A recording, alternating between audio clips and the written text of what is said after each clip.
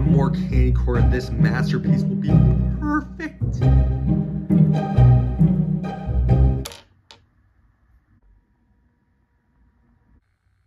I know I can be self-centered sometimes, but I know one day, I will teach myself not to be. But anyways, other than that, Halloween is just around the corner, and I think it's the only thing to record a video that is so fitting for this time of the year. I know I said in my last vlog that I was going to count as my Halloween video for this year, but I had another idea for a video, and I also thought to myself, the more the merrier. If you saw in my last vlog, I went to Hush's haunted house, and I gotta say for myself, wow, that was a really cool experience. But then it reminded me of something I came across the internet, and boy, you guys are in for a treat in this video. During my research of haunted houses on the internet, I have come across some of the most thrilling, the most bone-chilling, and the most torturing haunted houses I have ever heard in my life.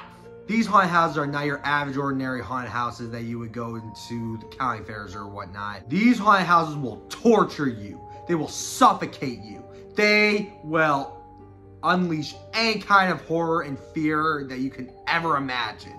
And these are just 10 of the most scariest and torturing haunted houses I've ever seen in my life. And keep in mind, yes, this is a top 10 video. I never thought I would actually do a top 10 video, but hey, what the heck do I know? Take note though, some of these haunted houses actually had to get shut down for obvious reasons. Anyways, let's get into the haunted houses right now. Number 10, Dead of Night. This attraction in Long Island, New York had one of the most scariest haunts in the entire state. In fact, it was so scary, even the opening to it was terrifying. All the participants that were waiting in line had to listen to a pre-recorded message that sounded like this. Everything will be okay. You are safe. We are here to protect you and care for you. We love you. Nothing is real. All is well. Which was then interrupted by an air raid siren and guys in gas masks and suits. And these guys each grabbed an unsuspecting visitor and dragged them into the haunt. But hey, you'd be one of the lucky ones if you were dragged in there. Some people were thrown into buy bags and even thrown over their actors' shoulders sometimes. But hey, that's not even the worst part. The attraction mostly focuses on people getting smeared in the face with unknown substance and even hitting people in the face with large, heavy, and painful objects. How the hell is that supposed to be fun for an attraction? This attraction has been closed since 2015, but people are still begging it to come back. I still don't know why you want this to come back. You really like being submerged in buy bags and having unknown substance in your face? That's a freaky shit! Wow, chicka wow wow. Number 9, Scare House the Basement. If you were scared enough of your basement when you were a child, then God almighty, you don't want to go with this attraction. This attraction actually takes place in a regular haunted house in Pittsburgh, Pennsylvania, known as Scare House. A little fun fact about this haunted house is that it is 100 years old and actually apparently said to be haunted. It's been closed since COVID, but it's rumored to be returning soon. People are given a choice to go in groups or alone. Though, I don't know about you, but I wouldn't want to go to this attraction alone. The actors in this attraction are so improvising that they actually make you go through what it seems like to be a scene in a scary movie. What makes this attraction R-rated? Just the fact that visitors are having bags over their heads, restrained in chairs or hospital beds, and threatened with sharp objects such as needles and everything else. That's just enough to let the feeling of squeamishness go on full max mode. Number 8, Alone. This Los Angeles attraction plays with our fears of emotion. And hey, what's more terrifying than facing your own feelings, am I right? Just like the last two on this list, this attraction does have a waiver you must sign before going in and a safety word to say if you feel threatened. Not only does this attraction have extreme physical content, but it does play with our fears of being alone in the darkness for a long period of time. Who wants to go through that? Number 7, The Cult. This hour-long attraction in North Conway, New Hampshire was for the true horror fans only. And unlike Scare House the Basement, this attraction you must go through alone. No groups allowed, at all. Note that in this attraction, you will be touched many times by the actors. Many times.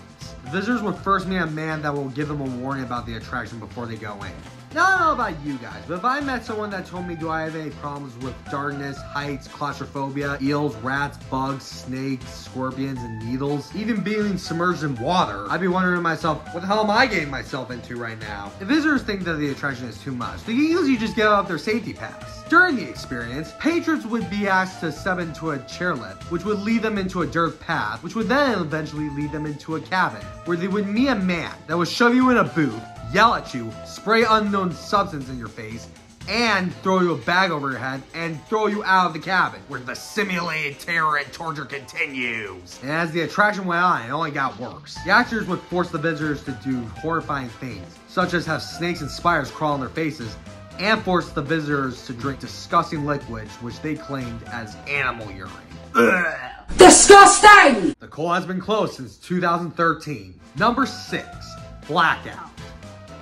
This attraction had 2 locations, one in New York and one in California. The attraction features extreme violence, full frontal nudity, physical content, submerged in water, and you must enter alone. Patrons were abducted in vans, waterboarded, and even rolled naked in sheets of plastic, which would then have the actors make them walk down a gross hallway. And I can't even say what happens at the end of the hallway due to YouTube's guidelines. The attraction was so terrifying that now groups are allowed to go into the attraction. But I don't know if it does anything good with that due to that horrifying place. Number 5, the 13th Gate. This Baton Louisiana attraction may seem like your average ordinary haunted house you would see in a county fair, but it wouldn't be on this list if it didn't have 13 realms to the haunted house. You heard me. Patrons are first to crawl through an oven, navigate through a pitch black tunnel, and much, much more. Kinda reminds me of that creepypasta No End House. Number 4, Miasma. This Chicago, Illinois attraction has patrons go in alone, only to be blindfolded, smeared in blood, and even experience extreme physical contact. Though not like many haunted houses, you just find the attraction and go in. It's invite only by email. How the hell does that work? I have no idea, to be honest with you guys. But I do know this, that patrons are not ever to tell where the location takes place in, what makes the attraction more mysterious and more terrifying. Though it can't be said what goes on in that place, but patrons have described their experience there has been physical pain and torture. Seriously, why do you want to do this? This is supposed to be fun, not torture. Number 3, Flynn Bros horror shows. Like a lot of the attractions on this list, this attraction includes submerged in water, electric shock, and extreme physical contact. And of course, you gotta go alone. Flynn Brothers, however, has 3 attractions that they open every year: Castle Vampire, Circus of Horrors, and Gates of Hell. Interesting fact about Gates of Hell is that it happens to be one of the very first horror attractions in the country to be R-rated, due to its graphic content, 18 or older requirement, and sign a waiver before going in. The attraction actually simulates to what it would be like to actually die and go to hell. Am I the only one who wants to find out what this actually looks like? No! God, please, no! Number 2, the Raven's Nest.